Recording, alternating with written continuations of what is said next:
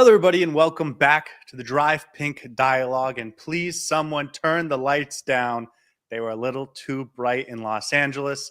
Saur, my co-host, my friend, thank you for joining me today. It's been about 2 days since Inter Miami lost 1-0 to LAFC. And I don't know if we're over it yet, but hopefully by the end of this episode, when we break everything down, we will be feeling either better or at least comforted in sort of how we saw that game. But as always, I'm your host, Scotty. Saur, my co-host, my friend. How are you feeling tonight? I am sad. I am depressed. Inter Miami was trash. Guys, this has been a great episode. Thank you so much for watching. We'll see you in the next one and when Inter Miami comes back to play LAFC. You and I inadvertently ended up wearing black at the same time. And it's only fitting because we're in mourning for that undefeated record. It's gone. It's out the window. We were terrible. We weren't great at all. LAFC deserved to win. Did I say how terrible we were? That's the level of analysis you're going to get from me today. I am sad. And hopefully I feel better by the end of this episode, the more we talk about it. But it doesn't feel like that at all. I think that you're going to feel better. I'm feeling better about it than you are, I think. Just based on your reaction just then. Yeah, but you had the chance to talk to everyone after the game in the post-game reaction. I haven't necessarily had the chance to get it off my chest yet. That's probably why I'm feeling a little bit more down than you are. And yeah, it was a tough watch, man. I had to stay up till 1:30 a.m. to watch that game, and it wasn't great. Staying up, sleep deprived. Anyways, just kick us off. Just get us there. I want this to end. Okay, well, let's start with a little bit of topical news before we get into the game. And the first big piece of interesting news is Alan Obando finally gets his work permit. This process took far too long. We were first connected to him about 2 months ago, and that is unreasonable for how long it's taken. And I think there are some people in the front office that are to blame for that. But that is neither here nor there. He has his work permit. He still needs his ITC, but that is like a FIFA thing, so that should happen relatively quickly. I don't know if it'll happen in time for Sunday, but it will definitely be in time for next Wednesday. He is going to be a part of this team, and I wouldn't shock me if he was available for Sunday's game because we have that extra day before we play Toronto. So Alan Obando officially practicing with the team. Today was his first training session. You can go see the videos on YouTube or Twitter if you want from the journalists that were there. And then there was also an update from Javier Mascherano about Baltasar Rodriguez, and simply that he's waiting to get his work visa stamped in some official capacity. But those two still going on. And this may be the first time that Javier Mascherano has directly referenced Baltasar Rodriguez. So the last two pieces of the puzzle are arriving. Yeah, couldn't come soon enough because we've seen that sometimes when we don't have Allende available, our imagination in the final third can suffer. And it'll be good to have Alan Obando and Baltasar Rodriguez both come on just to offer us a little bit something different that we can bring onto the pitch when things aren't going our way. Don't want to link this to the LAFC game, but I'm going to be really happy when Alan Obondo's on that bench, whether it's this weekend, whether it's in the game against LAFC next week. It can't come soon enough. It has to be there. Excited for both of them to join, for sure. Yeah, I agree. This is starting to remind me of the Matías Rojas signing last year, where it just never came. And by the time he actually was on the field, it felt like we were into the second part of the season. And it's sad that it's going to feel that same way with Alan Obando and Baltasar if they don't get in. And more importantly, if next Wednesday doesn't go our way, I think this first thrust of the season will continue all the way through our CONCACAF Champions run. So if those guys aren't able to participate in it, it would be really devastating and just frustrating if it ends up being a one-year deal like it was with Matías Rojas. The second thing is Black Herons United on Twitter. I encourage you to go check him out. He posted some pictures of the new kit, and I will say front and back pictures, they look pretty spicy in person. It is clearly a pink, and I think with this one, it looks really, really nice. Yeah, I'm not afraid to say when I'm wrong, and I feel like I jumped to the conclusion when it came to judging this particular kit. I like it. It looks nice. I feel like in the pictures, it doesn't necessarily justify the color scheme and how it actually pops. And I like the blue and the pink combination. So maybe this might be the jersey to get for this season. Alan Obondo at the back, Baltazar Rodriguez in the back. Who knows? Maybe Yannick Bright in the back. You already have a Yannick Bright jersey, so only if it says Baltazar.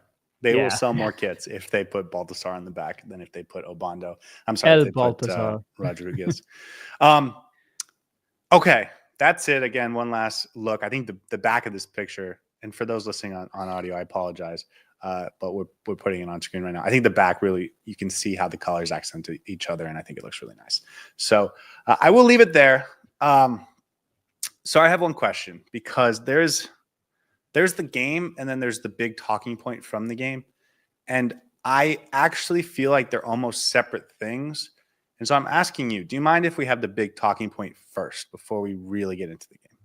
Is it about Sergio Busquets missing the next game? Is it about us losing the game? Is it about Suárez basically? It's about how we need to have a game? pre-production meeting where we talk about these things before we go live. Yeah, no, it's about the red card or the lack thereof. Because clearly in the 22nd minute, Nathan Ordaz punches, or at least tries to punch Maxi Falcone, probably gets him in the chin a little bit, and then on his pullback, he kind of slaps him across the face.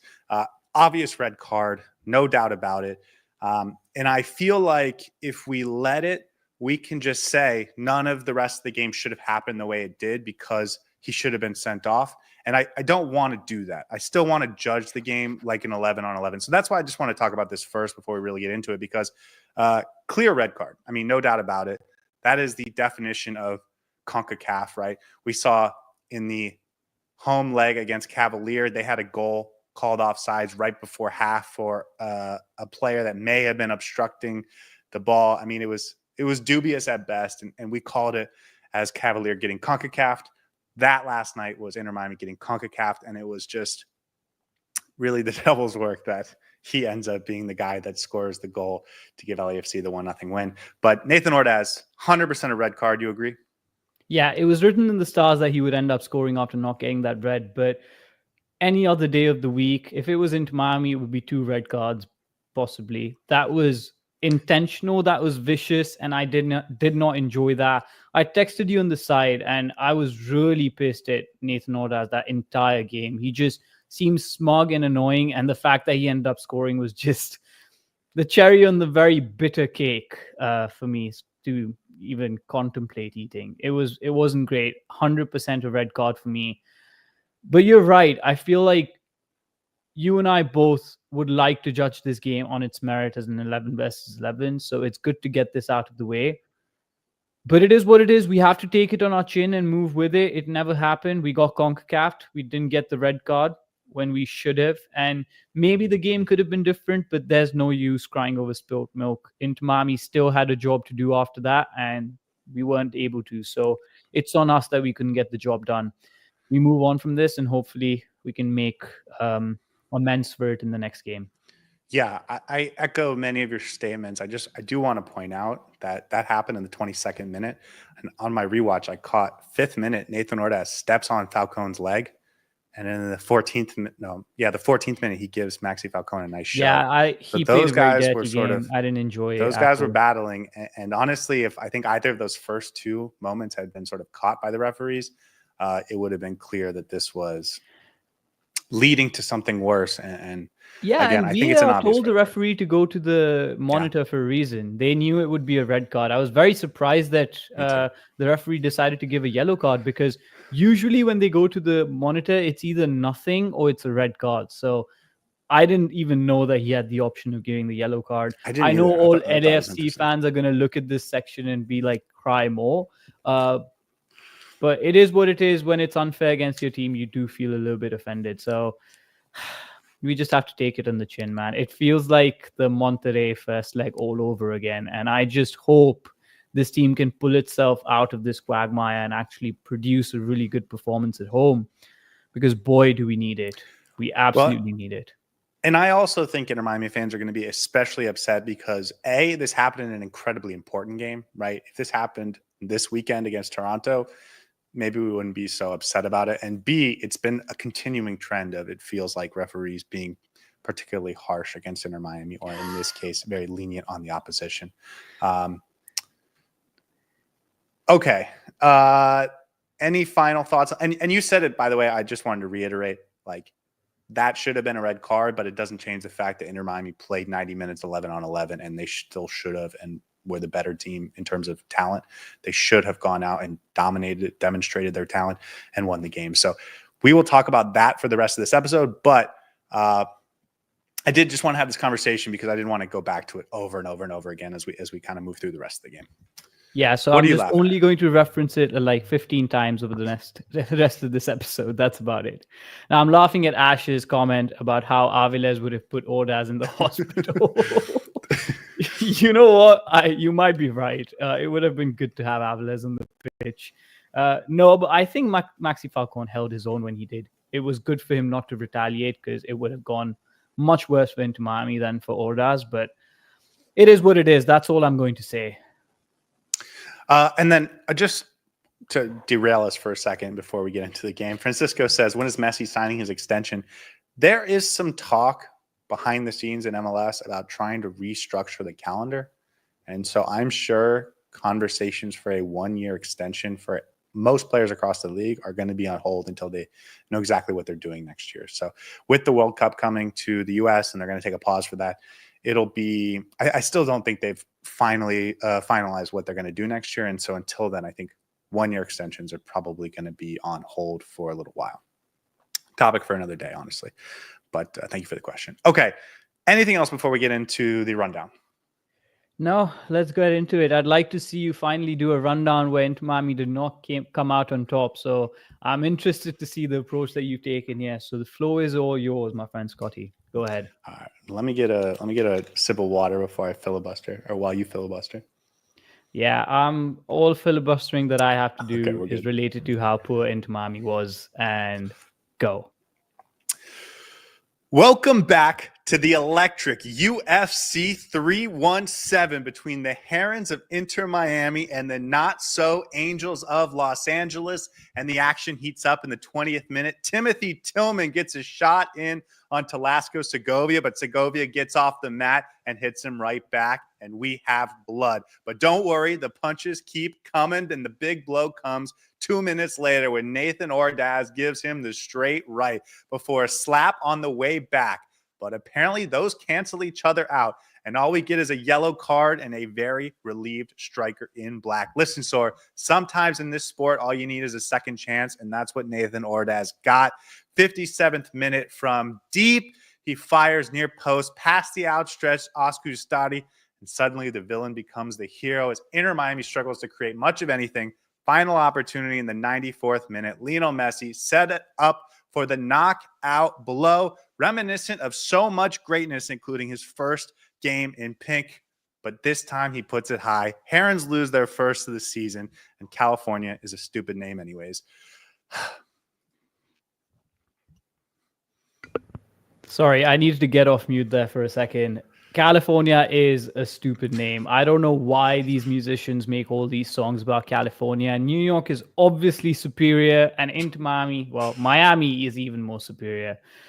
I don't ever want to go back to California. That was beautifully done. Well encapsulated, of course, not as joyous as some of your other rundowns, but we take what comes our way. And this wasn't a game for Inter Miami. We struggled for large parts of it. There was so much happening in that middle of the park that barely any way through for Inter Miami. Messi struggled to find a way through. Segovia was invisible. Suárez basically sat on the bench that entire game. I thought we defended fine. We were okay, but LAFC had some really good chances on the break. They took their chances when they had it. Nathan Ordaz with that ridiculous shot from outside the box, which I thought should have been saved. Either should have been blocked or should have been saved. But even then, LAFC had the better opportunities. Inter Miami playing good football up until the final third, and then basically just not being able to construct anything in the final third, not being able to break down the Great Wall of China that was standing in front of them. We tried everything. We tried to go from over. We tried to go through. We tried to use our cannons. It just did not work. Almost reminiscent of what Inter Miami was last season under Tata Martino, where we had a very one-dimensional play style and sometimes struggled against the low block. Is this a one-off or are we headed towards a pattern? We'll see. But I don't think this was Inter Miami's best performance by any means. We've played worse. The Cavalier game was worse, and yet we came out on top. So this is just a reminder that sometimes you have to really push the accelerator to get through. But we have the opportunity to make amends. We have the opportunity to come back home, reassess our options, see what went wrong. And hopefully Javier Mascherano is able to learn from this, because now we're no longer undefeated. And unfortunately, LAFC has the bragging rights. You know, we rewatched the game, and I was the whole time trying to figure out exactly where it all went wrong. And it never really, there wasn't really a moment. There wasn't really a performance that was like awful. There wasn't like, and there was a lack of spectacular, I think, from a lot of players. But it didn't feel like this was a game that Inter Miami got blown up in, but it was also like, there wasn't much to get excited about either. So I'm kind of lost for diagnosis, and we'll do that a little bit. And we'll get to our best thoughts. But I agree with you that as I said, this wasn't our worst game by any means, and I could see what we would. Well, it was our worst game, but we've been very good this year. In terms of our result for sure. But we've played, like, I feel like our game against Cavalier, we were not as good. And this game, we were okay. We were above average, but we never found that spark. And I don't know about you, but were you surprised by what LAFC threw at us? Not really, right? We knew this was going to happen. They absolutely parked the bus on us and caught us on opportunities in transition. They were trying to do that. And their biggest ball was their wings. They were trying to catch us as soon as they could counterattack. And that's how they got it. And unfortunately, their goal didn't even come through a counterattack. It came through just them running through the middle, Nathan Ordaz having a really good touch, and then shooting it. Denny Bouanga had some really dangerous moments, but you expected that from them. And I thought we dealt with it for large parts really well. And then we just conceded a really soft, unnecessary goal that I think could have been avoided. And we never had an answer for LAFC's low block. And I agree with you. I also struggled to find that one point where I was like, oh, this wasn't working, or this is something I could have done different. It just felt lackluster. And when you're under the Hollywood lights with the stars shining bright around you, you can't be lackluster. Yeah, and I think that's the disappointing part. It was lackluster is the right word. The one moment I think we should stop and talk about in this game was the goal by Nathan Ordaz. It really isn't spectacularly designed. It's just sort of a pass from the midfield to sort of higher up the midfield to the right to Ordaz. He takes a step forward and he shoots from 24, 25 yards out, and he puts it on the near post, or, the right side of Oscar Ustari. He has to save that. I don't know what Three players. Noah Allen, Maxi Falcone, both had the opportunity to step up and save it. Fine, they didn't do it. I can understand why. Oscar Ustari needs to cover that post better. It was so soft to concede that, because I felt like it wasn't a well-struck shot that you would expect to be hit with a lot of power. It was just placed really well. And then Oscar Ustari maybe could have stretched a little bit more to get to it. And be quicker. It just felt like, exactly, be quicker. And it was an unnecessary goal to concede. And it was disappointing losing that way. If it had been a nice, well-constructed goal, and listen, LAFC had a couple of really good moments where they constructed the play well, linked up really well, and Denny Bouanga, or I'm not sure who had the opportunity to shoot at an open goal where Maxi Falcone had to defend with his thigh, but they had some nice spicy moments. And if they had scored with that, I would have put my hands up and been like, okay, that looked really good. But conceding like that, losing so softly, and then not even having a response to that, because even after we went to go down, my biggest problem with this game was we never looked like scoring. We never looked like we had an answer to how we want to contest against this LAFC low block. And that's slightly worrying as well, because at this point in time, I might be disappointed with the result, but I don't know how we beat LAFC on the weekend. And they can score one goal and that's it. I think that's the scary part. But let's stick with this goal, because you mentioned Noah Allen and Maxi Falcone, who, by the way, were switched on that play because of how everything had settled into that situation ahead. So Maxi Falcone was on the left, Noah Allen to his right. That there was time and space to sort of switch back if they had been urgent about it. They weren't, and that's fine. And by the way, I'm not suggesting that Noah Allen would have stepped up or anything. I mean, I don't think you're expecting Ordaz to take a shot from 25 out, or at least I think you expect your goalkeeper to be able to handle it. And oftentimes, if a player scores from 25, you just kind of clap your hands and say, congratulations. This wasn't one of those. It was well placed, but it wasn't a screamer. It wasn't into the top right netting or the top left netting. Like, this was a savable ball. And I think it's Oscar Ustari. I really do. He just wasn't quick enough to the floor. And this is the first big mistake he's had. This is the first big sort of lack of being there that we've seen from him, honestly. Yeah, and these things happen. It's not a glaring mistake where you can be absolutely sure this was Oscar Ustari's mistake, but it was just a disappointing goal to concede to a player who shouldn't even have been on the pitch, and it was almost as if it was written in the stars. So I guess it is what it is, and we had plenty of time after that to just go out and get something in front of Hugo Lloris's goal. Like, we didn't even put up a opportunity for him to make a save or just to be under pressure. It never felt like Inter Miami put LAFC under the cosh. And that's my biggest disappointment.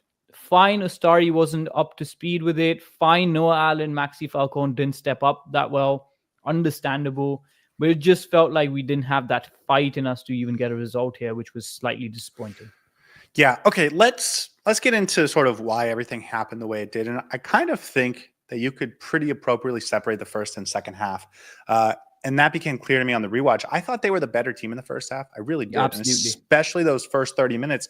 There were opportunities that could have resulted in goals. And it looked a lot like what Inter Miami has done so often. In the 11th minute, Jordi Alba had a cross to Fafa Bicot that he tries to slide and square it. And he just a little, Suárez is like a yard in front of the ball. But if he sort of sits back a yard, it's a tap in for a goal. And like, that's the type of thing. If you do that 4 or 5 times a game, you're going to score a goal out of it.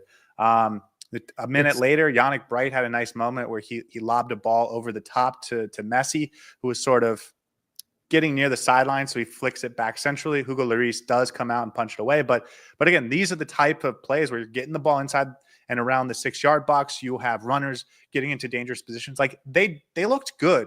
They looked like they were going to win this game for the first 20, 30 minutes. And of course, as you go with that and it doesn't seep in a big game like this, you get a little nervous and you start over relying on some players. And we'll talk about that in a second. But I think you would agree the first 30 minutes, I thought they were definitely the better team.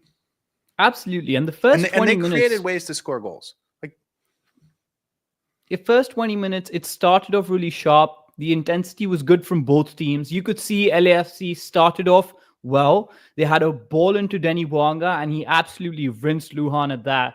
And I saw your tweet, and I was like, boy, this is going to be a long night for Lujan, because you could see exactly what LAFC wanted to do. But then after that, Inter Miami got into the game. Yannick Bright, for the first 60 minutes of that game, was the best player on that pitch.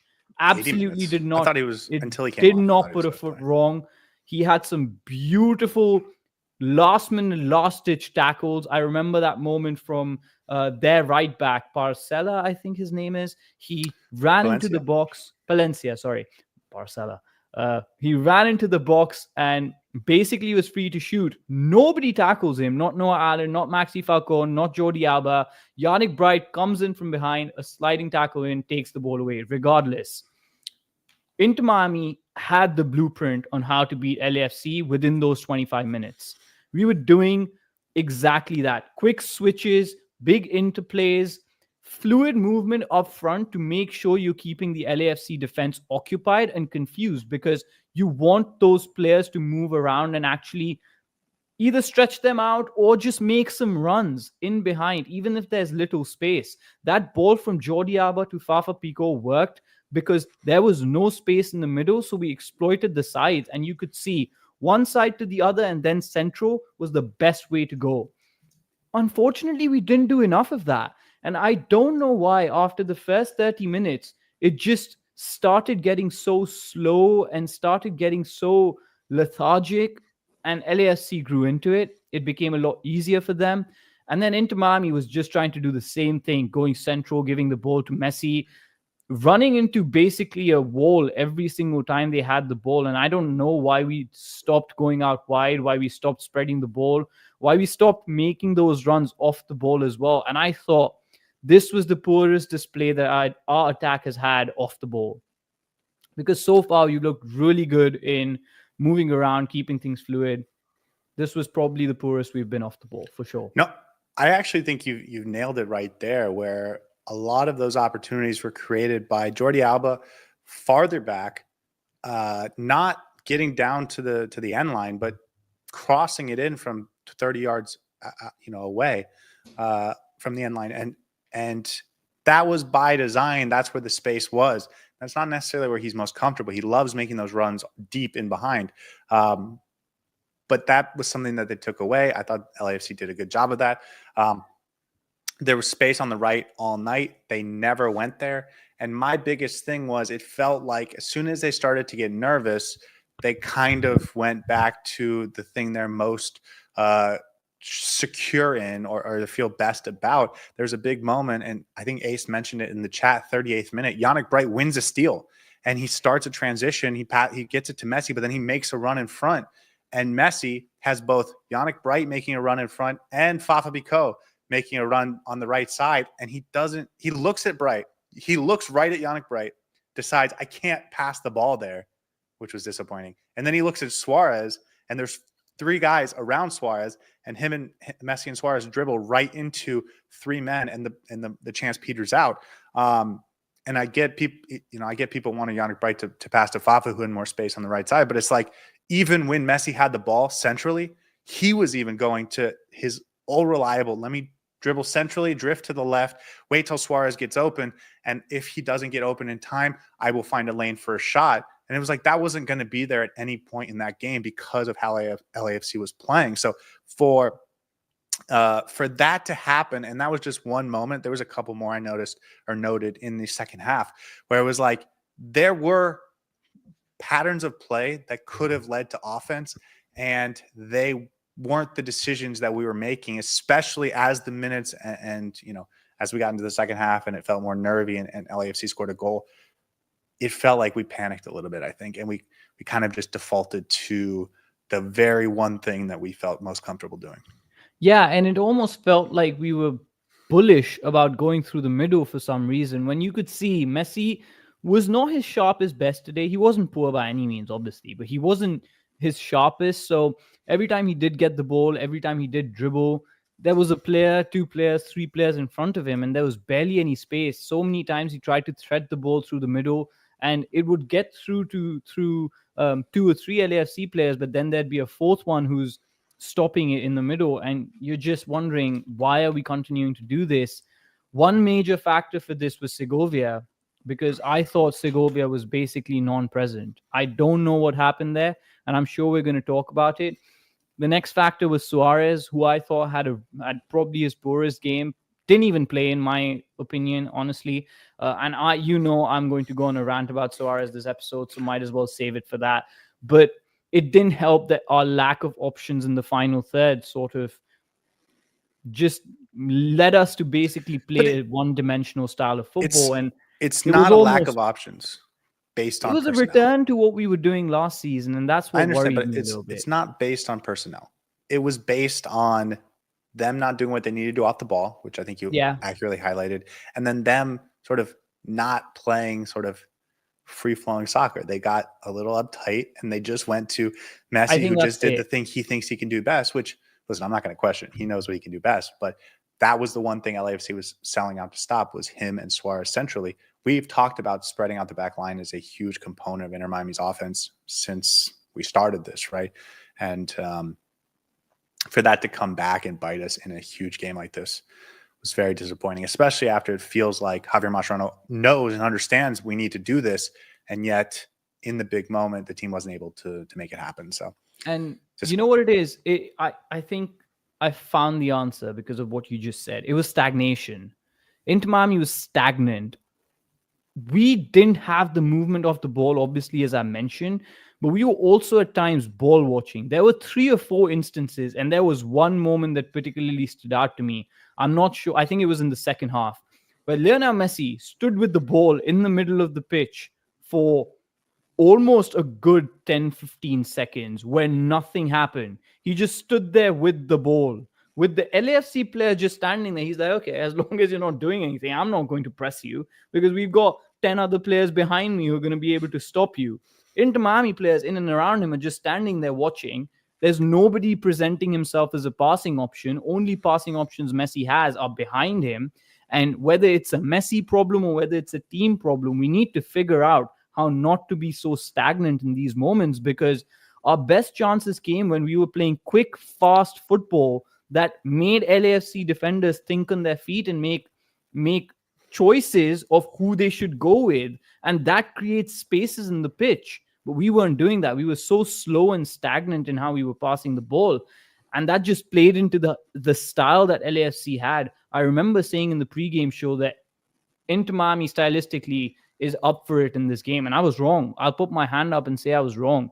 We, on paper, should be stylistically up against LAFC really well. But in that game, we played into their hands, and it was really, really disappointing to watch after what we've done in the previous games.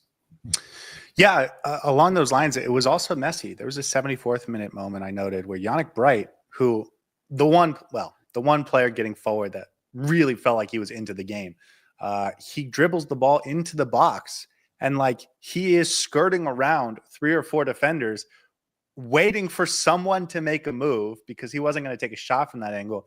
And eventually he has to back pass to Messi. And I watched this and I was like, why aren't you the player, Lionel Messi, making a move to get yourself available for a shot? He was just standing there watching Yannick Bright. And it's like, on the one hand, I understand that he's not expecting Yannick Bright to do anything there. He's not expecting something positive to happen. And this is what he does. He waits for the ball to cycle out so he can get on it and be productive.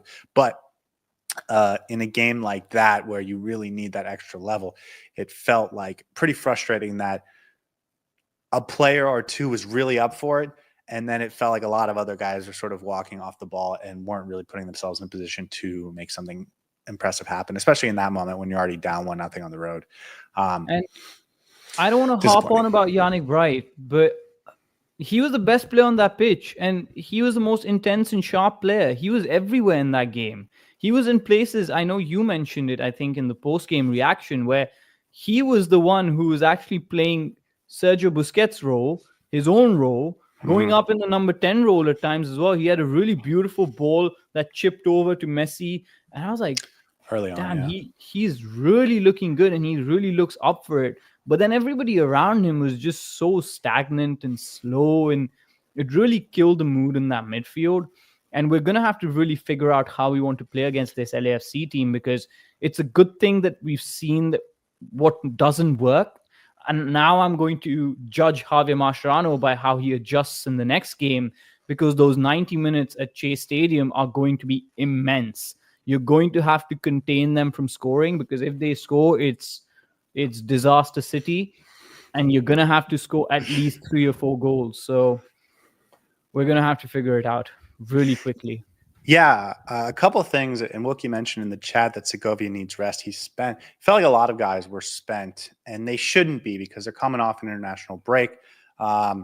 Maybe Segovia because he was with Venezuela, but he got half the game off over the weekend. It wasn't tiredness. I don't know about that, because they did travel to LA 2 days early, which is different. They're outside their own bed for two days instead of 1, which is their norm. There was that big David Beckham party that a couple of them went to. I don't want to blame that, but it is tough to travel across the country. And this is why playing on the road in MLS is so hard, because the distance traveled and being on the plane for 5.5 hours and being outside your own bed for 2 days to recover from it, or, to prepare for it, is difficult. And so part of me wants to be calm about this situation, because if this was an MLS game, we would chalk it up to say, and it's hard to go on the road in the MLS, and they didn't look their best, and it happens. But it's the fact that the stakes are so high that we're hyper analyzing things. And so That's our open MO to. in this podcast. We hyperanalyze everything. So there you go. That's what I you're am gonna get with us. open. I'm open, and I'm actually optimistic that when we get there next Wednesday, we're actually going to have the reverse effect where it feels like Inter Miami's getting to every second ball. They're the team that looks more juiced for it, and LAFC looks kind of lethargic and sluggish because that's kind of how it felt to me. It felt like there was a lot of lethargy, not from Falcone, not from Noah Allen, not from Yannick Bright, not from Gonzalo Lujan, but everyone else felt like they were just they and I think you said it best. They weren't doing what they needed to do off the ball, which was the big key here. Yeah, and it was the attack that let us down. I think for all large measures, it was the attack that let us down. Okay. A couple other things I wanted to talk about, and I feel bad saying this one, so I don't think I'm going to give an award for it because I don't want to. I might give an award for it, so maybe I'll hold off on that one. I thought they did good defensively. Yeah. Cengiz Ünder, invisible, completely invisible. Their midfield presented no threat whatsoever. I did think Denny Bouanga had some really nice moments, and we'll talk about that later. But it felt like they did a good job. And this is the type of game where, if Inter Miami won this 3-1, we wouldn't be worried about the one that they gave up at all. I really do think this is entirely about the offense and creating opportunities, not even finishing, just creating opportunities. They didn't do that well enough. Almost all of their chances really came in the first 20 minutes of the game. And the few that came after felt like sort of hopes more than chances. Our best chance was from free kicks.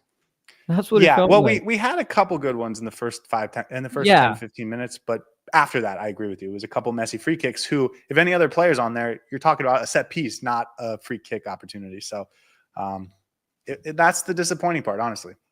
And LAFC, I mean, full kudos to them, man. Clip this up and put it up on the internet, but I want to give them credit. It is terrorist ball. It's not fun to watch at all. They do park the bus, but they're the ones who have the last right now. And they got away with exactly what they came for. They came to defend. They came to defend with their lives on the line. And honestly, they didn't even have to do that. They just had to stay really compact, fill the spaces up in the middle of the park. And then Inter Miami did the job for them by not creating any opportunities. So overall, they got what they wanted to. They didn't need to be brilliant in the midfield. They didn't need to be brilliant in the back line. They had a couple of attackers with Nathan Ordaz and Denny Bouanga, and they got the job done. So they obviously had a game plan that worked for them. Yeah. Okay. Let's talk about Javier Mascherano because this was his first loss. And it was not just that, it was the first game, maybe the second or third game where he had to make real adjustments in game. And it was the first time he didn't make the adjustments that got the team the result they needed. It didn't feel like they came out in halftime sharp at all. And they did that thing where they waited an extra minute or whatever. They made LAFC wait on the field. You got to be better than that. You got to come out on fire if you're going to do that. That was silly. But they looked like, again, I said it earlier, I thought in the first half they looked like the better team.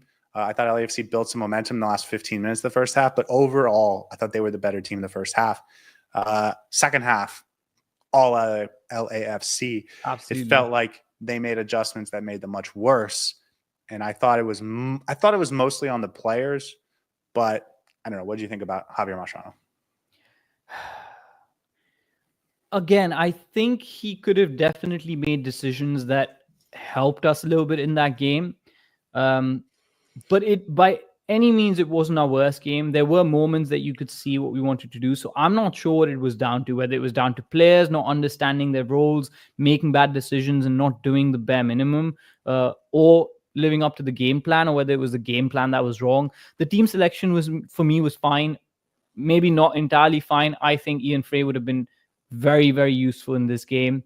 Unfortunately, we went with Lujan, but Lujan didn't necessarily concede a goal as such. He did what he was asked to do. So overall, team selection was fine. His substitutes, I thought, left a little bit to be desired, but it felt a little bit of a gulf between the first half and the second half. And I feel like we may have panicked a little bit trying to figure out whether we want to actually contain the game at 0-0 and not concede a goal versus actually trying to go out and score and play our game. And I think the commentators mentioned a couple of times we were too cagey in the first half, and in the second half even more so. And maybe that was what was on our mind and why we were struggling to play expansive football, because we were a little bit worried that if we concede a goal, it could go in their favor. So I don't know what it was, whether it was psychological, but I thought Javier Mascherano was fine. Obviously, could have done a lot better, but we'll see next game how he responds. For me, that's what's important. Yeah, well, of course. But I want to get into it a little bit more deeply, because I thought LAFC came out in the second half and looked absolutely in control from minute 1 of the second half.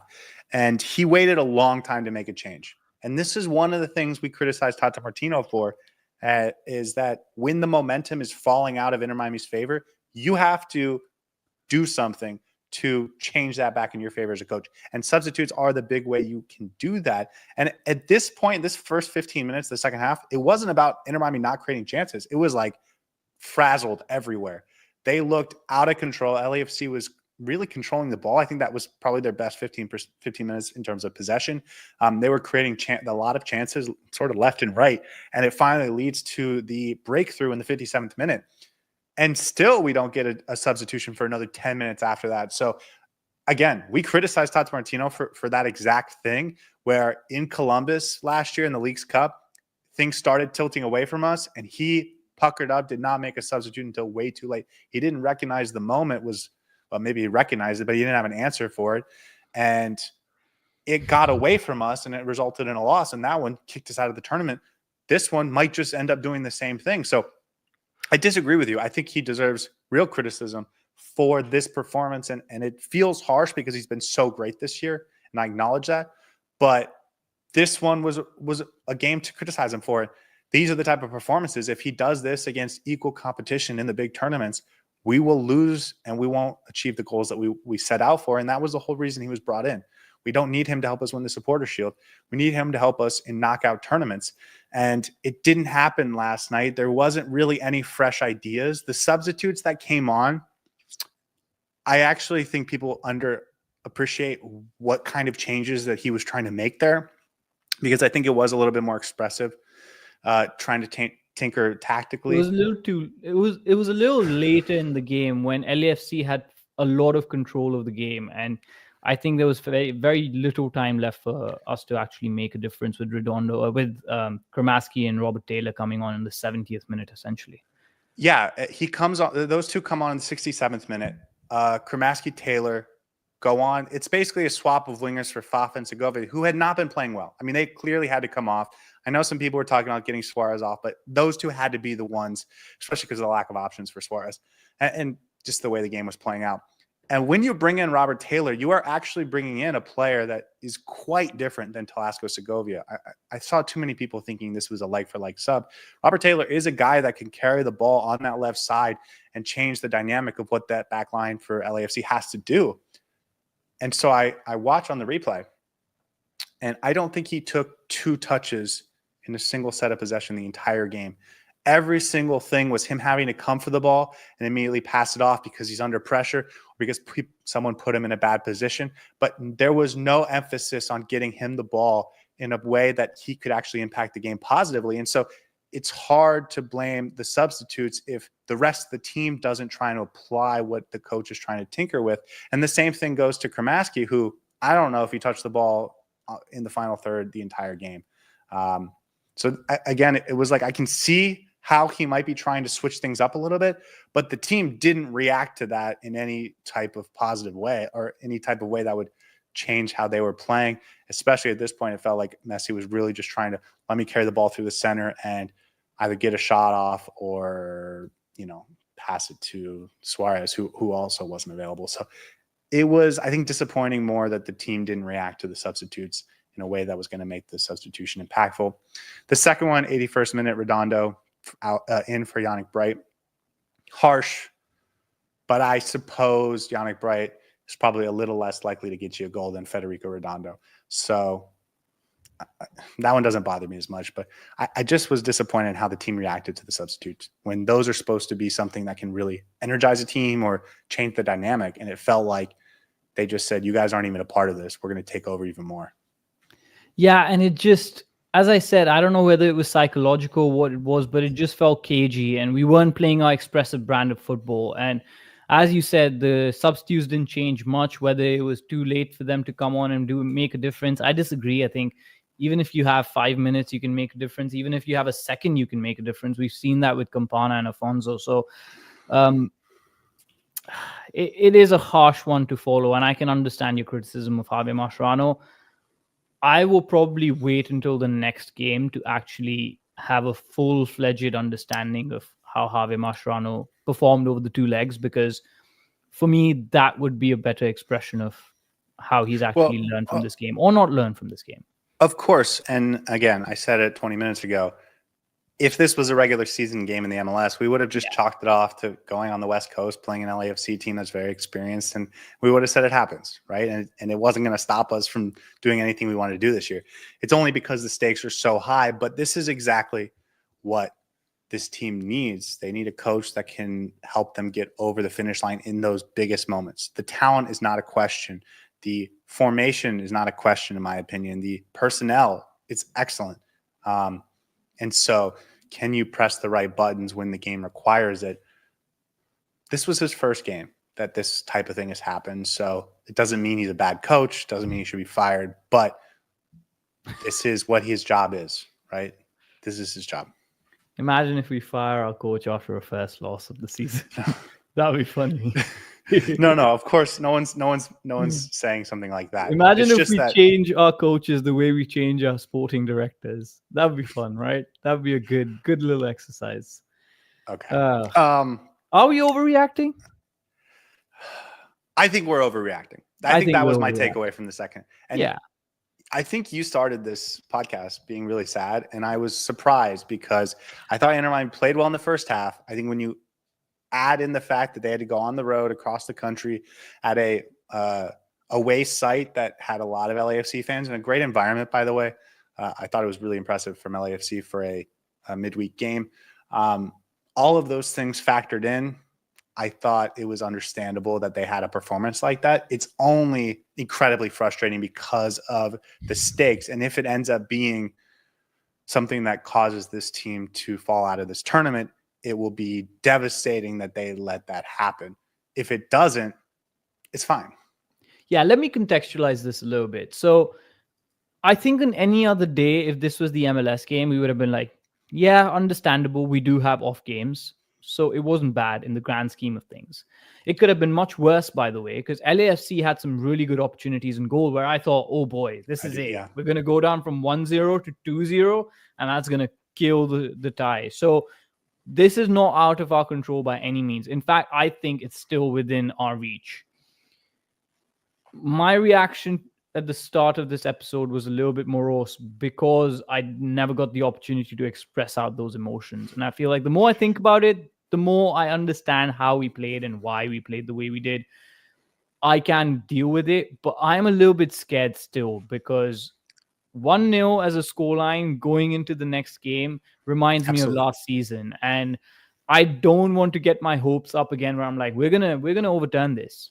I think there's a real chance that we actually go out of the CONCACAF Champions Cup, and we have to deal with that reality. So I feel like I'm mentally preparing myself for that. And I agree with AZ in the chat who says he's more frustrated. And I think it's more frustration and disappointment that we didn't do more, right? It's not a matter of losing the game. It's just like we could have done more, and this scoreline could have been different if we just played our sharpest best. So, and even if the scoreline wasn't different, like a different performance, I think would have. Right? Yeah. Last 10 minutes, if you absolutely throw the kitchen sink at LAFC, give them something to think about, then you can be like, okay, we have a blueprint that we can build on next game. But I just felt like we never got into the rhythm, and that can happen from game to game. It's just really scary that it happens in probably the most important game of the season. Yeah. So on the conversation of overreacting, let's talk about how Inter Miami can overturn this next week. They're going to play Toronto on Sunday. So, they're going to be focused on that until Sunday night. But this is going to be the biggest game of the season at home against LAFC on Wednesday. They have to win this game, not just win the game, but win the tie. And that's going to require, I think they need to go in expecting to score 3 goals. Like that has to be the game plan. And if you aren't successful in the first 30, 40, especially the first half and creating plenty of opportunities, you need to switch things up. I think that was my biggest frustration with the Monterrey game last year where, well, anyways, we don't have to get off track. So how do they do that? Because I do think they're going to be more well rested in terms of they're just going to look a little sharper. They're going to have slept in their own beds that night. LAFC is going to be the team that has to cross the country. But now that LAFC is going to be playing with a lot of confidence, they can sit back.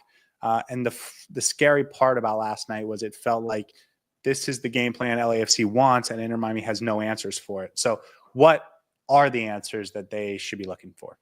I have an idea. And again, this is me just brainstorming. So tell me if I'm absolutely moronic. But I think the biggest issue this game was the stagnation.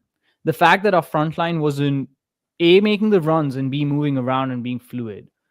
We needed to move this back line around. We needed to actually play off the ball as good as we normally play on the ball. If you play slow football, if you build up slowly and keep the tempo fairly minimal, you're not going to be able to move this LAFC backline as much as you want to. You saw as soon as we put the ball from one end of the pitch with Jordi Alba to the other end of the pitch with Fafa Picault, we have space in the middle to then just cut the ball back, and somebody needs to come onto the ball. I think if we're talking about tactics, we need to be quick. We need to be fast. We need to make this tempo higher. The problem is we don't have Sergio Busquets to actually set the tempo. And that's going to be a big problem in my eyes. Yeah, so the biggest thing to me was Jordi Alba. He did not get high up the pitch much at all. And I think that's because Telasco Segovia was the left winger. He is not a player that is goal dangerous in his general patterns of play. He's also not a player that threatens the back line over the top. He's a guy that wants to suck the left back or the right back for the opposition out of position so that Jordi Alba can make runs in behind. But Palencia was not doing that. It was not going to happen. He understood that the only way Jordi Alba was going to beat me is if I let him get behind me, and I'm not going to do that. So Telasco Segovia, you go play high up the pitch, and our midfield will take care of you and deal with you. But I'm not going to get pulled out of position by you. And as soon as that's happening, he becomes useless in terms of allowing Jordi Alba to create space high up the field. And then Jordi Alba, from an attacking perspective, really loses a lot of his oomph. So for me, I need to see someone else. Can I interrupt before you go ahead? Because this was my exact thought that I was coming to, and I'm going to tell you what my ideal 11 would be like. I think in the midfield, it's fairly clear. You have Yannick Bright and Federico Redondo as your midfield two. I want to talk about that. I would actually put Telasco Segovia as our midfield 3. Play Lionel Messi as a false 9. Have Robert Taylor up top. And if Tadeo Allende is available, then Tadeo Allende or Fafa Picault. That's my thinking as of now. Tell me why you disagree or agree with this. Because you haven't done anything like that all season. I wouldn't. No. You're not. They're not going to do that. That's not how Javier Mascherano wants to play. That's not the solution. I think you just need to have a different left winger out there, someone that's going to be a goal threat or dangerous in a different way. And to me, it can be as simple as switching Fafa Picault and Telasco Segovia from left to right and creating a runner on the back line that's going to be a pesky nuisance for that right back for LAFC, and give Jordi Alba a little bit of space to create offense. But as you saw over and over, Alba wasn't able to make the runs, so Messi wasn't able to push the ball wide, which he was looking for consistently. I don't think you should change everything like that. And I also don't think you need to take Suárez off the field in a game. I do think you need to take Suárez off the field in this game because I think he's a liability in that front line when it comes to low block with LAFC. Now, I've said this, and he's probably going to score a hat-trick in the next game. So I'm glad I've said this out loud. But I'm going to get to my awards when I do. But it was awful to watch. Awful. Okay, we'll hold off on this. But again, without throwing the baby out with the bathwater, I would like to see Fafa Picault. If Tadeo Allende is healthy, and I don't expect him to be, I don't think we have an idea of how long it's going to be out, which he's going to be out, which makes me think it's not going to be anytime soon. So I would put Fafa on the left, and that would put someone else on the right. The interesting wrinkle would be, to me, to put Telasco Segovia next to Yannick Bright. and have him play the Sergio Busquets role. I We also haven't think seen that yet. Velasco Segovia needs to play in the middle. I But- really want to see him play in there. But to me, those are the two that should be partner in the Yeah. same formation we've had. I get putting Velasco in the midfield, but put him next to Yannick Bright, and Bright will be strong enough defensively to cover for whatever he's missing. And Segovia as a ball progressor and his quality on the ball is probably the best supplement or And replacement honestly, I for think Sergio he's Busquets. looked better in that middle than he has on the left-hand side in a long while. So I would agree. actually put him in there. And I don't think he looks that good on the left side. I don't And think I don't so either. I understand this idea on paper of him pulling the fullback out and Jordi Alba making overlapping runs, but it doesn't work if the other team is trying to play a low block. It and works that's their 3 game out plan. of 10 times, and the rest of the 7 times you just, he not by his own fault, but it just feels like he's supplement and getting in the way, and I don't necessarily enjoy that. I think he's much better when he's in the middle. Yeah, I agree. So for me, I want to see him next to Yannick Bright in this next game, and not Redondo. And I get that's harsh on Redondo, but when this is a game where you have to win, and by the way, Sergio Busquets is suspended because of the yellow card. Yeah, all that being said, we're going to get we should Bright and mention Redondo in the middle, and then Segovia and Papa Pico on the left and right, respectively. Well, so, and I guess this goes back to our conversation about, did we overreact? Like if we play that game in Miami, maybe we win 3-0, and that's Javier Mascherano is going to play this, and he feels like all of the sort of extra things that are playing into the game, like the travel and the amount of minutes everyone's playing, all that stuff. Like maybe he thinks that's why they had a poor performance, and they'll come back at home and be better with the same style. It's risky, but that's the question of, are we overreacting or not? And so that's why we talk about it. We got to talk about okay, we'll talk about it in awards. Anything else you wanted to talk about? No, I think it's high time we get to awards now, because we're almost at an hour and we still haven't talked about the players. Okay, let's get to awards. Oops. Let's get to awards. Nope. Now let's get to awards. You went first last time, which means it's my turn to go first this time. And for those that aren't familiar, we do 6 awards on the show: a heron of the match, a heron that flew north, and 2 individual awards each. I will go first because you went first last time. I will give the heron of the match to Yannick Bright, who I thought was incredible. He had a few passes that were a yard off and they resulted in turnovers. But aside from that, as a defensive player, he was a monster. He had some dribbles into the final third that I thought really helped this team. And if there was some running around him, could have led to real opportunities. And in a night where it felt very lackluster from a lot of players, he felt like the guy that was pushing and trying to will his team to win. And that was incredible. He really got the short end of the stick and getting pulled off. But, Mascherano was just trying to figure out what to do. But again, incredible performance from Yannick Bright. Maybe even his best game this season so far. He was phenomenal. I said it on Twitter. Yannick Bright was the best player on that pitch for 80 minutes, bar none. And I mean Messi, Sergio Busquets, Luis Suárez, Jordi Alba. And it was scary. And Denis Bouanga and Hugo Lloris. And I agree. It was just scary how calm, but also assertive he was. He was demanding the ball. He was getting the ball. Yes, a couple of times, a few errant passes here and there, but he was driving that midfield. And I was almost thinking to myself, why isn't Busquets taking control of the game like this? Why is Yannick Bright having to uplift this team? And it was scary to watch, honestly. And I was a little worried that Javier Mascherano was thinking he's doing a bit too much, because I saw him shout at Yannick Bright a couple of times. I don't know if that was the case or not, but I thought Yannick Bright was absolutely phenomenal in this game. On the ball, off the ball, defensively, offensively. He created a couple of chances that were probably the best chances we had in that first half.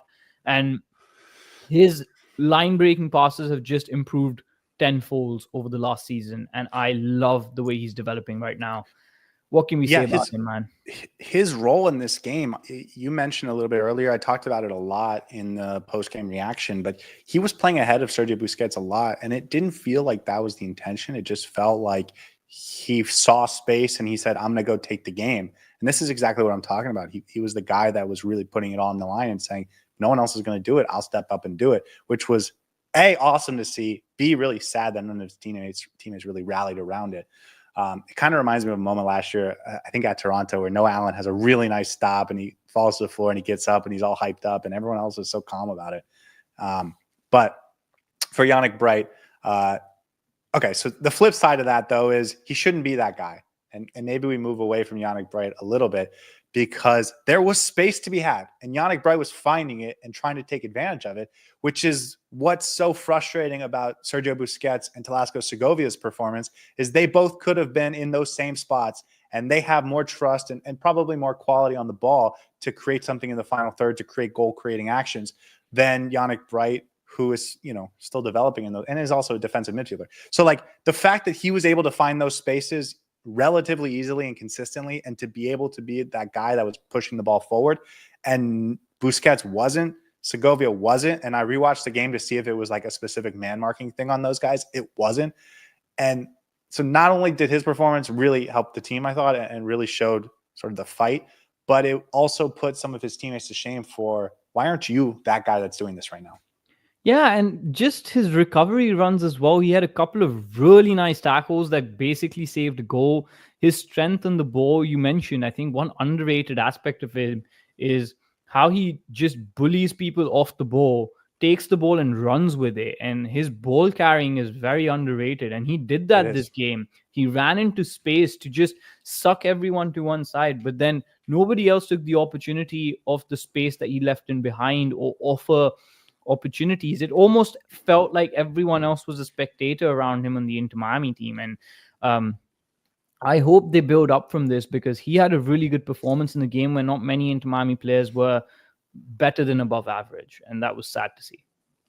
Yeah. Okay. Because I gave the man of the match, you get to give the Heron that flew north. For those that haven't been here before, the Heron that flew north is the award given to the player doing the wrong thing. If you are a Heron from Florida, you don't fly north for the winter. If you catch one flying north, you're catching them doing the wrong thing. And that is the essence of this award. Saur, who is the Heron that flew north for this game? There were two contenders, but I feel like I had a better award for the other person. So I'm going to give this award to Luis Suárez. Has to be. He wasn't just the Heron that flew north. He was the Heron that flew north and then just settled there. He's basically camped up north and decided to retire for this game because I didn't see him in the game even once. And before I start, I want to hear your opinion because I can be a little bit biased against Luis Suárez. So tell me what you thought about his game because I didn't think he had a particularly good performance at all. He wouldn't have been in my top 5. Honestly. Of performers or? Like he wouldn't have been in my top 5 choices for Heron that flew north. Oh, okay. So you don't think he was that bad? No, I think this is super harsh.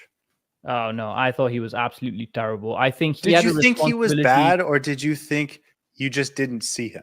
No, I thought he was invisible. And as our leading striker, I think that's basically... Yeah, but that's what I'm saying. You no, just but thought that's he was basically invisible. equatable to being bad because he never offered the options, right? We talked about how Yannick Bright was creating those opportunities. You spoke about Sergio Busquets and Telesco Segovia not taking advantage of the spaces. The same with our front line. We shouldn't get used to our main number 9 striker not making the runs and not trying to impose himself on the game. Yes, Suárez may not be that player, but if he's not that player and if it's not working, take him off.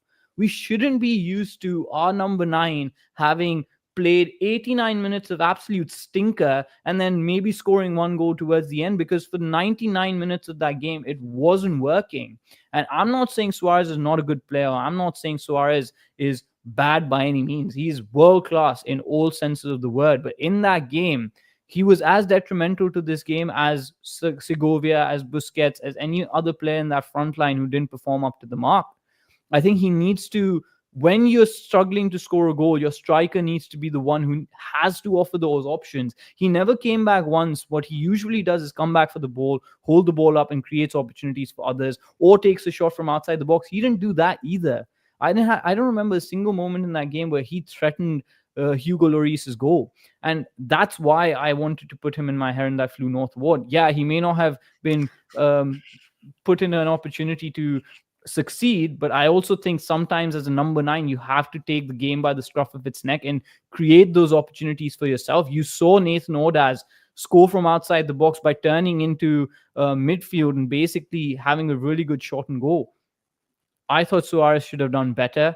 And yeah, that's all I'm going to say with my monologue on this, because I feel like it might get heated. But I think Luis Suárez was very poor in this game.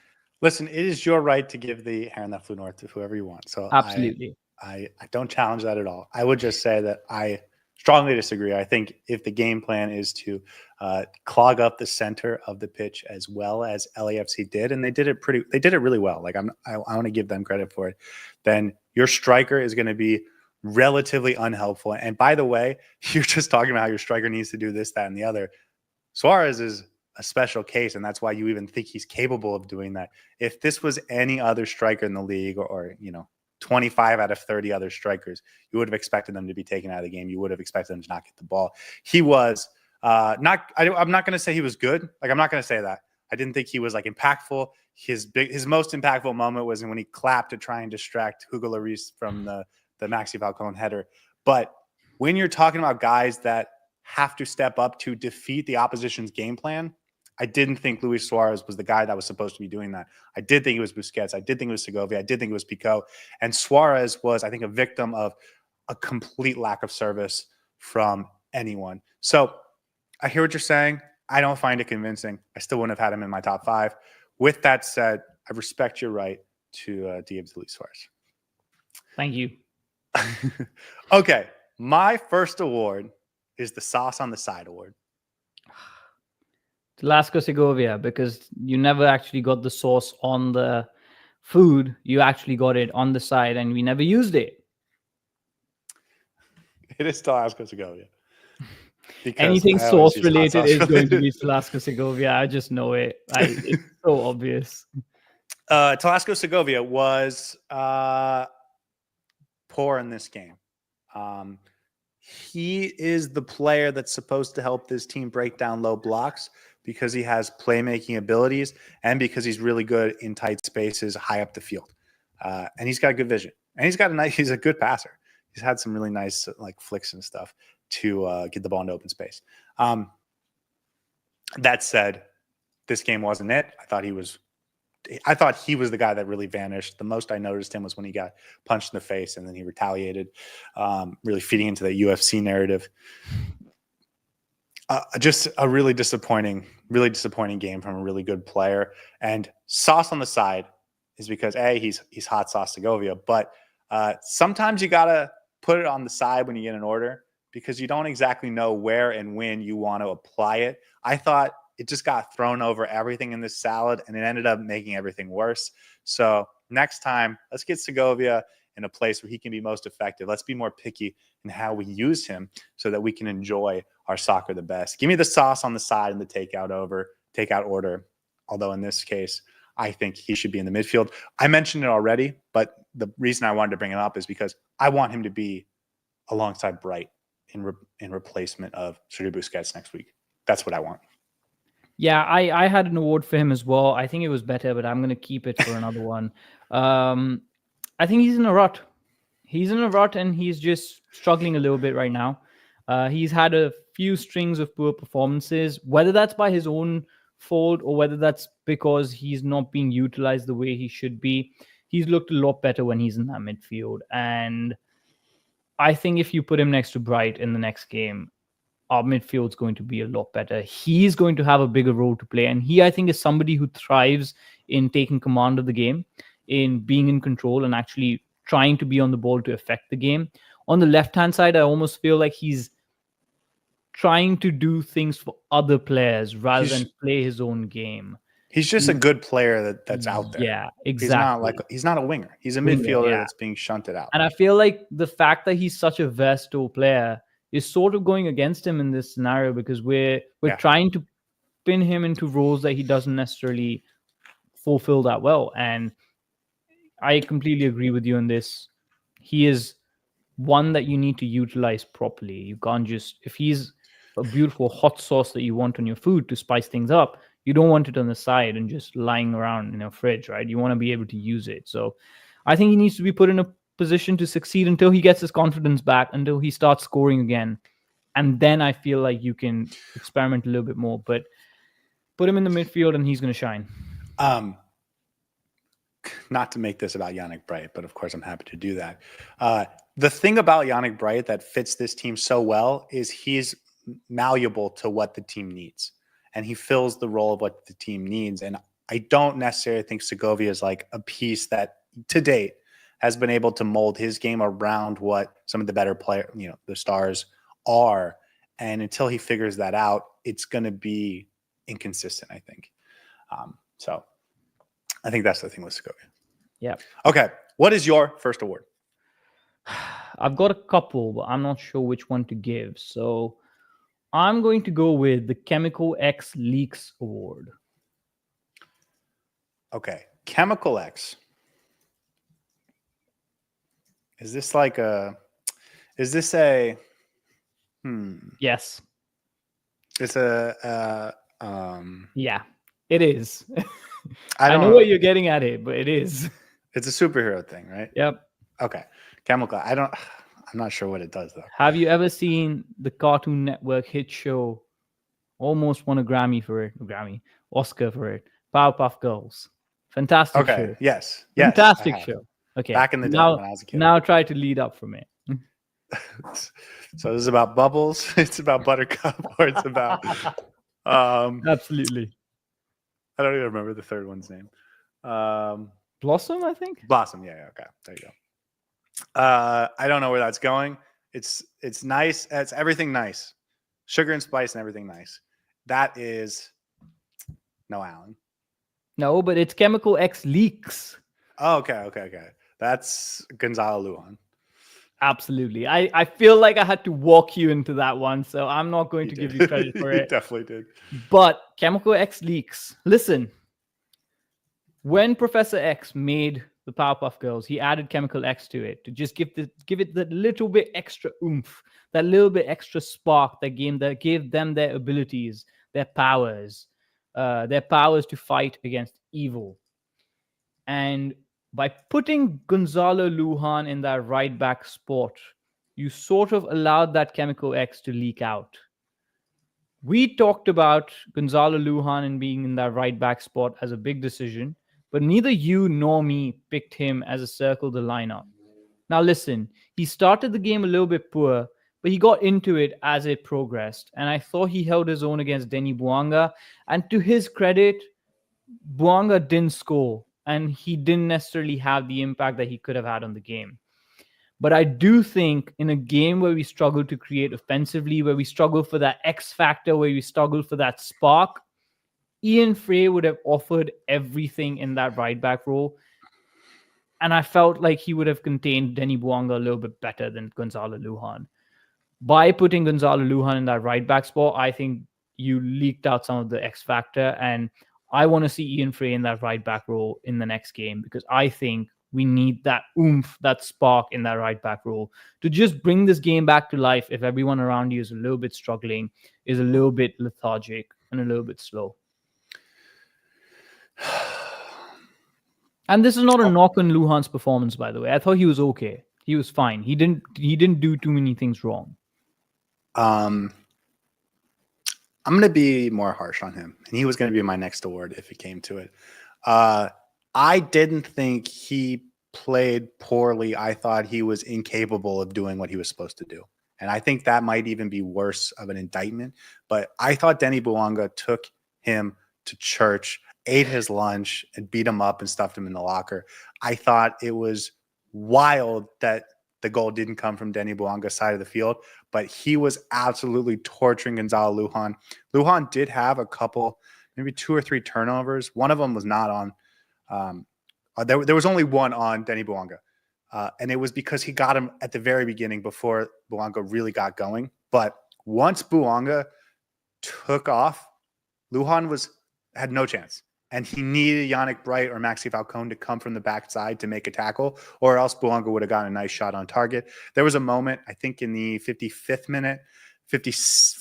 minute, where Nathan Hollingshead is completely free because Gonzalo Lujan has been taken out of the play by Denny Bouanga, where I think he kind of gets caught in two minds of taking a shot or putting it across to Cengiz Ünder. and Under, and he kind of fluffs it and puts it high and wide, and it goes out of bounds and becomes a harmless play. But it absolutely was, I think, their most dangerous moment of the game. I thought he was really bad. Maybe saying he was bad is the wrong thing. I thought he was incapable of doing the job, and it really scares me moving forward about him at right back. I thought it was the wrong decision. Now, looking back, I think it's the wrong decision. I absolutely think next week it has to be, if not Ian Frey, Cello Wigan, because I thought it was really, really bad. Okay, I was trying to have a more measured argument, but I guess you just said what I wanted to say in as many words, I guess. So we're on the same page with this. Absolutely. Yeah, and it's like I don't think he was like mispossessing the ball. I don't think he was getting caught out of position. But he doesn't have that X factor to deal with somebody like Denny Bouanga. He doesn't have the physical capacity. Yeah. He's not fast enough. He's not quick enough. He's not strong enough. And he got abused by, I thought, Denny Bouanga in this game, in the way that would make me feel like Bouanga would have 2 goals if this happened, if they played this game 2 or 3 more times. It has to be Ian Frey next week. 100% has to be Ian Frey. Not just because I think defensively he's more physical and probably more athletic on the long game to be able to be more of a threat against defensively against Denny Bouanga, but offensively he provides so much more. So and this team needed it, right? Like, one of the things we didn't talk about, but we kind of hinted at, is they did not use the right side of the pitch in the last 80 minutes of the game at all. And you know who's normally out there? Ian Frey. And if it's Cello Wigan against LAFC, I might actually skip the pregame episode and let you handle it and the postgame reaction, because I can't be bothered, man. We need Ian Frey in that role. Okay. My next award is the Fancy Feet Award. Who's left? You've given this award before, so I just want to say, recycling awards is not a good look on this podcast. I'm trying to think. You took my Gonzalo Lujan award, which I thought was more fun, but here we are. Messi? It is not Messi, but I do want to know why you would think the Fancy Feet Award goes to Messi. I'm giving the Fancy Feet Award to Oscar Ustari. Because A, I knew you would never guess him, but B, having fancy feet as a goalkeeper and being good in possession is the most overrated thing a goalkeeper can be. I truly believe that. He had 2 or 3 bad turnovers in this game, one that directly led to sort of a dangerous moment for LAFC. He did have a nice header. I wrote it down. 14th minute, he had a nice clearance where he comes out and he heads it away. He has another clearance later in the game where he gets away with it, but it was very nervy, where probably he should have left it for Maxi Falcone, who was recovering. He turned the ball over a couple times with passes and immediately gave them opportunities to attack. And then ultimately, in the big moment, he was not able to make the game-changing save. I don't want to make this a conversation about goalkeepers, but in general, that ball absolutely has to be saved. And it's the difference between a 0-0 draw, where we're frustrated with how we played, and a 1-0 loss, where we're very nervous about advancing in this tournament. So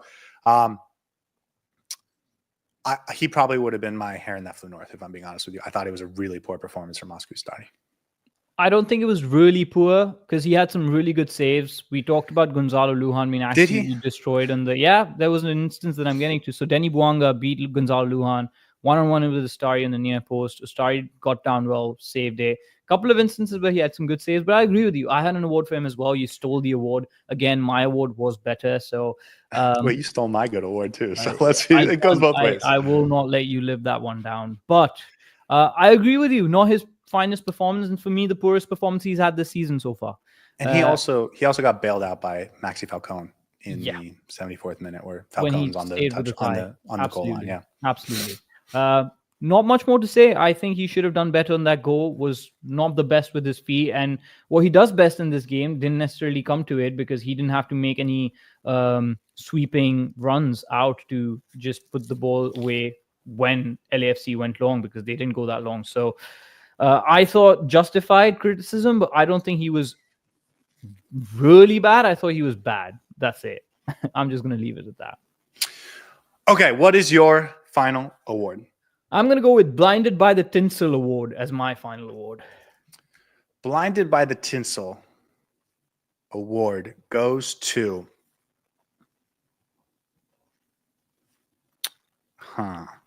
Also known as the La La Land Award.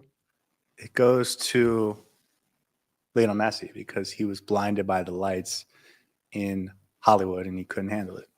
I don't know. You've got the rationale well, but you don't have the player well. Busquets. Absolutely. Again, walking you to these awards, man. You need to up your game today. You've been fairly average on your performance with guessing the awards today. This award goes to Sergio Busquets. Blinded by the tinsels. Obviously, in Tinsel Town, the stars are shining bright. I even gave you a hint at the start of the show when I said the stars were sparkling and Inter Miami was unable to keep up with the shine. And I felt like Sergio Busquets, who is responsible for setting the tempo, who is responsible for keeping the midfield going, sort of was a deer in the headlights. He didn't take charge, wasn't responsible for setting the tempo. He's always the one who quickens the pace when needs it and who reduces the pace when we need it. And he just didn't do that today. And I thought Yannick Bright was almost better than him in trying to control the game. We suffered in creation because Sergio Busquets was not up to par. And because of that, I think Sergio Busquets deserves the Blinded by the Tinsel Award. Yeah, another player I thought had a poor game. It reminded me of the Atlanta series when we lost last year in the big losses to Monterrey and when we lost to Columbus in the Leagues Cup. I thought there was real coaching issues, but the guys played well. I thought against Atlanta, it was more about the performances of the best players. And I thought that was the case last night too. It didn't feel like the players who were supposed to be stars really starred out. And I think that is led by Sergio Busquets. You can say the same thing about Luis Suárez or Jordi Alba, or even really Lionel Messi. But I think Busquets would be the top of the list for me. Disappointing performance from him. He gets a yellow card that's going to get him suspended for the next round. Yeah, I didn't even mention that. Game. Yeah. And he just wasn't impactful in a way that he's supposed to be. And especially when, as we mentioned with Yannick Bright, there was space for him to be an impactful player and he wasn't taking it. So great player. He's had, I think, a great start to the season, but this was his worst performance of the year for me. And I feel like we can say that for a lot of players. So not just Busquets, but hopefully he can get better. And again, guys, if you can hear a little bit of static from my mic, I apologize. We're trying to fix it, but it feels like my mic doesn't want to cooperate. It works right until we hit record, right? Exactly. Okay. Anyone else you want to talk about? I thought Maxi Falcone had the big moment where he saves a goal. I mean, that is, if Inter Miami advances in this tournament, we're going to look back on that and say that might have been the moment of the series because it saved a goal. And if we go down 2-0 against a team that is an excellent defensive team that is going to low block at home, that is really tough to overcome. So he may have saved us, and he certainly saved us a lot of fear going into next week. I mean, I'm still nervous. I'm still thinking it's going to be a real challenge, but I am not thinking it's going to be a desperate win if we get it. Noah Allen, solid. I thought it was fine. I thought it was just another solid performance from Noah Allen. Jordi Alba, we talked about it, but he needs to find a way to get higher up the pitch, or at least be more willing to, from the edge of the final third, be a creative player. I saw him go into the midfield a couple times trying to find it. It just felt like he couldn't find the game, and I think part of that was Segovia being in front of him, next to him. I feel like he needs to play a little bit more with other players as well. I think he tries to find Messi a little bit too much. Maybe I'm overthinking that, but I don't know. I don't think he was particularly effective this game, so hopefully he can get it better. I agree. Fafa Biko on the opposite side, again, had some good moments, but overall, I think he was a little bit below, underwhelming, like a lot of our attack. I agree. He seemed to disappear, especially after the first 15 minutes. He did have a moment or two in the beginning of the game, but it felt like the game moved away from him and he wasn't able to get himself back in it. Same thing for Kremaski, similar thing for Robert Taylor, Federico Redondo, same thing. So I don't really have any thoughts on them. Do you want to talk about Lionel Messi? Is there anything to talk about as such?